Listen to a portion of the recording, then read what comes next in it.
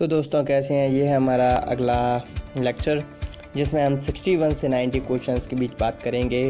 जो पिछला वीडियो जो अपलोड हुआ था वो था 30 से 60 क्वेश्चन के बीच में। अगर आपने पहले 2 पार्ट नहीं देखे हैं तो आप देख लीजिएगा। वीडियो के एंड में भी वो आपको स्क्रीन पर शो हो जाएंगे, तो वहाँ से भी आप उसे देख सकते हो। तो चलिए शुरू करते हैं बिना किसी देरी के।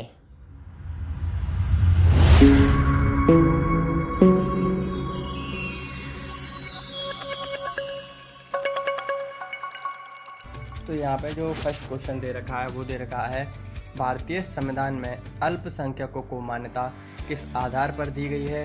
तो ये जो मान्यता दी गई है वो दी गई है धर्म के आधार पर। तो इसका आंसर क्या होगा? धर्म। तो भारतीय संविधान में धार्मिक और भाषाई आधार पर अल्पसंख्यकों को मान्यता प्रदान की गई है। ठीक है, अगले क्वेश्चन की ओर बढ़ते हैं। तो जो अगला क्वेश्चन है वो हमारा, निम्नलिखित में से कौन सी व्यवस्था विधि द्वारा शासन के विपरीत है। तो इसका जो सही आंसर होगा वो होगा विशेषाधिकार तथा प्रतिरक्षा।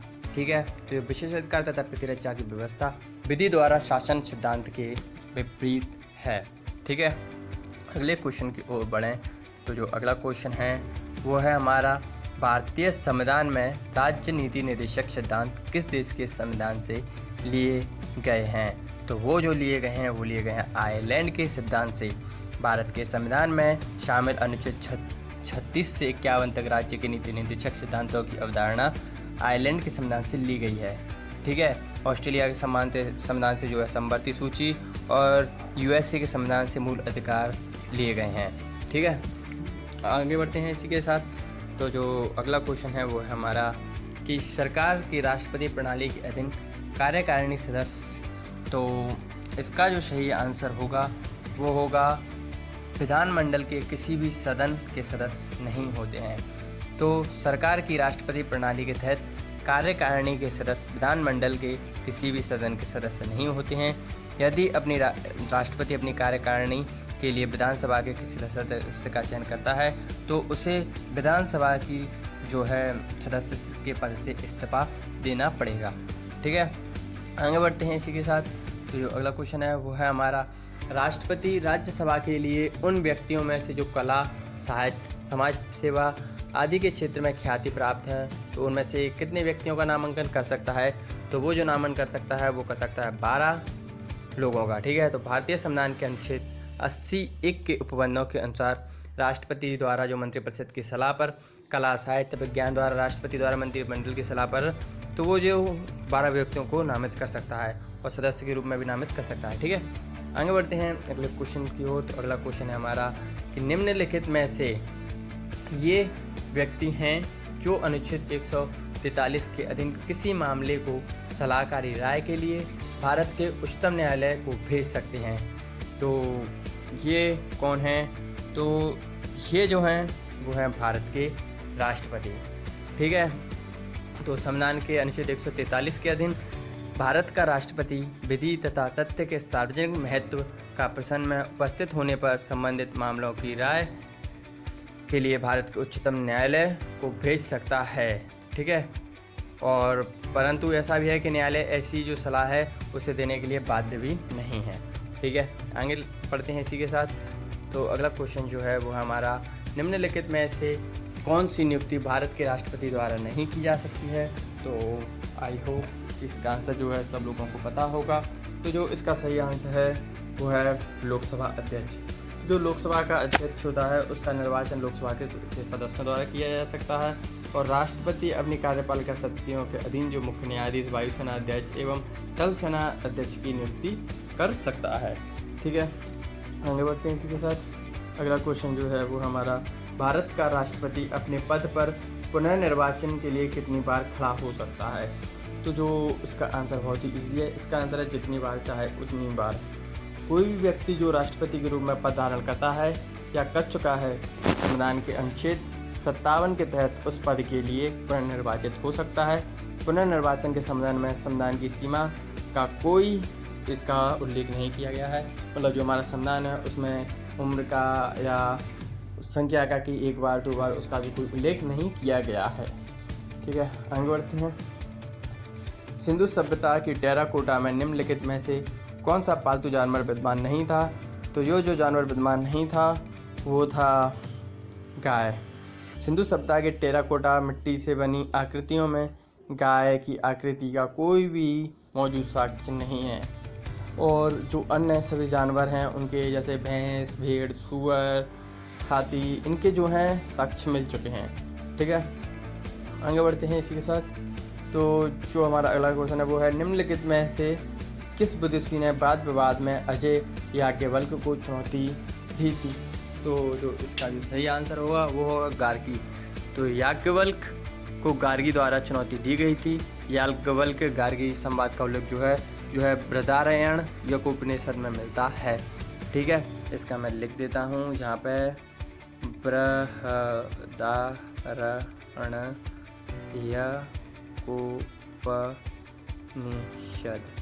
तो बृहदारण्यक उपनिषद में मिलता है, वैसे सही नहीं लिखा है। ठीक है, आगे बढ़ते हैं अगले क्वेश्चन की ओर। तो अगला क्वेश्चन है, दक्षिण भारत में प्रसिद्ध जैन केंद्र स्थित है? तो जो दक्षिण भारत में प्रसिद्ध जैन केंद्र है वो है श्रवणबेलगोला। दक्षिण भारत में प्रसिद्ध जैन केंद्र कर्नाटक के मैसूर में स्थित श्रवणबेलगोला है। यहाँ गोमतेश्वर की मूर्ति चामुंडराय ने बनवाई थी। ठीक है, चामुंडराय ने जो है इनकी मूर्ति, गोमतेश्वर की मूर्ति यहाँ पर बनवाई थी। ठीक है, बढ़ते हैं अगले क्वेश्चन की ओर। तो जो अगला क्वेश्चन है वो हमारा, बिंदुसार के शासन के दौरान अशांति कहाँ थी? तो अपने अगर इतिहास पढ़ा होगा तो आपको इसका आंसर पढ़ा होगा कि इसका आंसर जो है वो है तक्षशिला। तो चंद्रगुप्त मौर्य के जो उत्तराधिकारी पुत्र और उसका जो था बिंदुसार था, उसके शासनकाल में तक्षशिला में विद्रोह हुआ था और उसने अशोक को कुमारात्य बनाकर वहाँ का विद्रोह दबाने के लिए भेजा था। अशोक ने ना केवल विद्रोह को शांत किया था बल्कि वहाँ की जनता का भी दिल जीत लिया था। ठीक है, बढ़ते हैं अगले क्वेश्चन की ओर। तो 73 वाला क्वेश्चन है, कुषाण काल में भारतीय और ग्रीक शैली के मिश्रण से विकसित कला विद्यालय को किस नाम से जाना जाता है?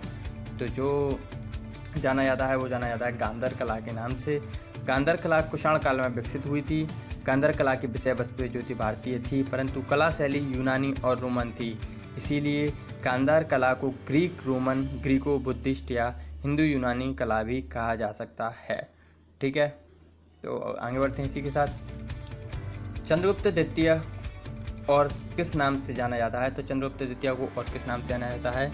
तो चंद्रगुप्त द्वितीय को जाना जाता है विक्रमादित्य के नाम से भी जाना जाता है। ठीक है, तो चंद्रगुप्त द्वितीय विक्रमांक या विक्रमादित्य कहा जाता है। इनकी जो माता थी वो थी दत्त देवी। इनका काल गुप्त काल का स्वर्ण युग जो है माना जाता है।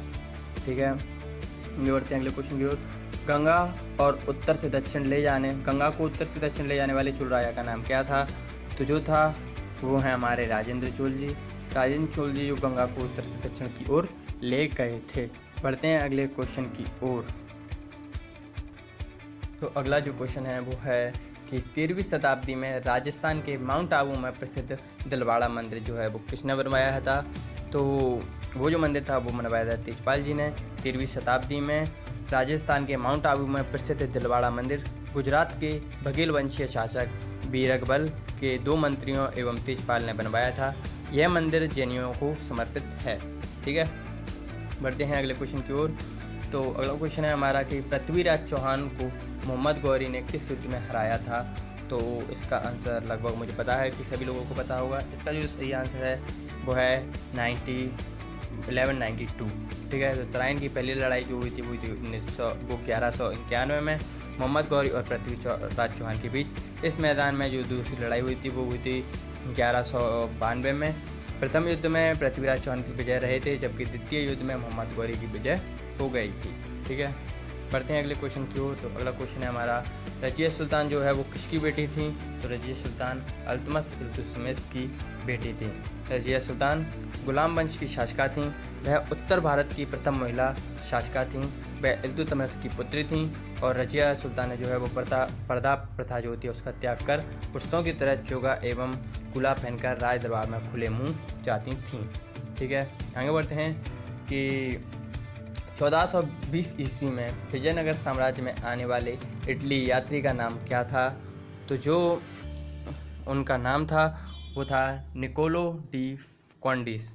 ठीक है, सेकंड वाला इसका सही आंसर है। तो 1420 ईस्वी में विजयनगर साम्राज्य आने वाले इटली यात्री निकोलो डिंकोटी थे, जो देवराय प्रथम के शासनकाल में आया था। ठीक है, बढ़ते हैं आगे इसी के साथ। तो अगला क्वेश्चन है, दिल्ली में मुगल साम्राज्य की नींव निम्नलिखित में से किस लड़ाई के परिणाम स्वरूप पड़ी थी?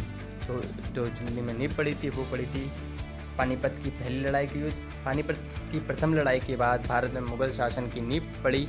यह युद्ध जो था 21 अप्रैल 1526 ईस्वी को बाबर तथा इब्राहिम लोदी के बीच हुआ था। इसमें इब्राहिम लोदी की पराजय और बाबर ने नई दिल्ली पर अधिकार कर मुगल साम्राज्य की नींव रख दी थी। ठीक है, आगे बढ़ते हैं इसी के साथ। अगला क्वेश्चन है, शेर शाह की मृत्यु कहाँ लड़ते हुई थी? तो जो शेर शाह जी की मृत्यु हुई थी वो हुई थी कालिंजर में। ठीक है, तो ऐसा माना जाता है कि कालिंजर अभिनय के दौरान किले की दीवार से टकराकर लौटे गए एक गोले के विस्फोट से शेर शाह की मृत्यु 22 मई 1545 ईस्वी को हो गई थी। मृत्यु के समय वह उक्का नामक आग्नेयास्त्र चला रहा था। ठीक है, तो बढ़ते हैं अगले क्वेश्चन 82 पर। अगला क्वेश्चन जो है, निम्नलिखित में से कौन सा जोड़ा सही नहीं है? तो आपको सबको पता होगा कि आगे जो हैं मैंने उनके शहरों के नाम हैं और पीछे जो है राज्यों के नाम हैं। तो जो इसका सही आंसर है वो होगा देहरादून, उत्तर प्रदेश। देहरादून जो है उत्तराखंड की राजधानी नगर है। इसके अलावा अन्य विकल्प सही हैं। ठीक है, आगे बढ़ते हैं इसी के साथ। तो आंध्र प्रदेश और तमिलनाडु के तटीय भूभाग को कहते हैं? तो आंध्र प्रदेश और तमिलनाडु को जो तटीय भूभाग है उसे कोरोमंडल तट कहते हैं। ठीक है, जबकि पश्चिमी केरल के तट को मालाबार तट कहते हैं। ठीक है, बढ़ते हैं अगले क्वेश्चन की ओर। तो जो अगला क्वेश्चन है, निम्नलिखित में से किस स्थान को यूनेस्को की विश्व विरासत स्थलों की सूची में शामिल किया गया है? तो जो स्थान है वो है सुंदरवन नेशनल पार्क है। तो सुंदरवन नेशनल पार्क 1987 को यूनेस्को की विश्व विरासत के स्थलों की सूची में शामिल किया गया है। यह सूची जो है कालादेव राष्ट्रीय पार्क, काजीरंगा राष्ट्रीय पार्क और मानस वन्यजीव अभ्यारण्य 1985 तथा नंदा देवी राष्ट्रीय अभ्यारण्य को शामिल किया गया है। ठीक है, आगे बढ़ते हैं इसी के साथ। 85, भारत का सबसे ऊंचा पठार कौन सा है? तो जो भारत का सबसे ऊंचा पठार है वह है हमारा लद्दाख का पठार। ठीक है, भारत का सबसे ऊंचा पठार लद्दाख का पठार है। यह वस्तुतः तिब्बत का पठार का एक भाग है। तिब्बत का पठार पश्चिमोत्तर भाग में 5000 मीटर से अधिक ऊंचाई वाला चांगतंग झलका है, जो भारत के लद्दाख क्षेत्र तक फैला हुआ है। ठीक है, आगे बढ़ते हैं 86, भारत का सबसे ऊंचा जल प्रपात किस राज्य में है? ठीक है, तो जो भारत का सबसे ऊंचा जलप्रपात है वो है कर्नाटक में। ठीक है, भारत का सबसे ऊंचा जलप्रपात कुंचिकल है जो कर्नाटक में, कुंचिकल जो है यहाँ पर स्थित है। आगे बढ़ते हैं इसी के साथ, बिना किसी देरी किए। तो भारत का सबसे सूखा भाग कौन सा है? तो उसका आंसर मुझे पता है, सभी लोगों को पता होगा। तो ये है पश्चिमी राजस्थान। ठीक है, तो HYV कार्यक्रम को भारत में भी कहा जाता है, मतलब भारत में इसको क्या कहा जाता है?